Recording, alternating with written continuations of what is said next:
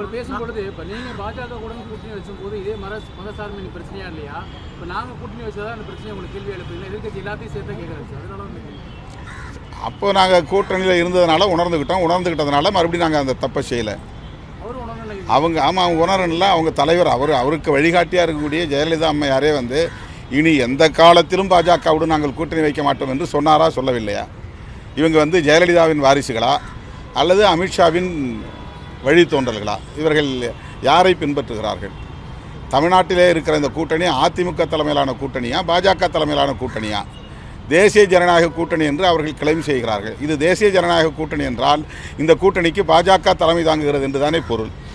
இப்போ தமிழ்நாட்டை பொறுத்தவரையில் இந்தியா கூட்டணியிலே திமுக இருந்தாலும் நாங்களும் இருந்தாலும் கூட இங்கே இருக்கிற கூட்டணி திமுக தலைமையிலான கூட்டணி, மதசார்பற்ற முற்போக்கு கூட்டணி.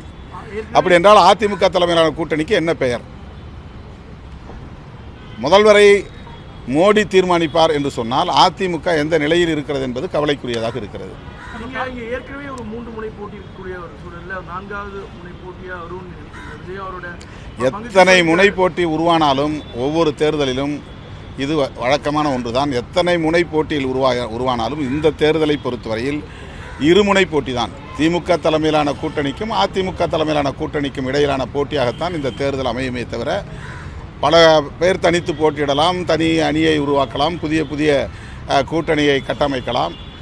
ஆனால் மக்களை பொறுத்தவரையில் இந்த அணியா அந்த அணியா என்று திமுகவையும் அதிமுகவையும் தான் சீர்தூக்கி பார்ப்பார்களே தவிர மற்றபடி மக்களுடைய கவனம் சிதறப்போவதில்லை. திமுக அதிமுகவுக்கு தான் நேரடி போட்டி அப்படிங்கிறீங்க.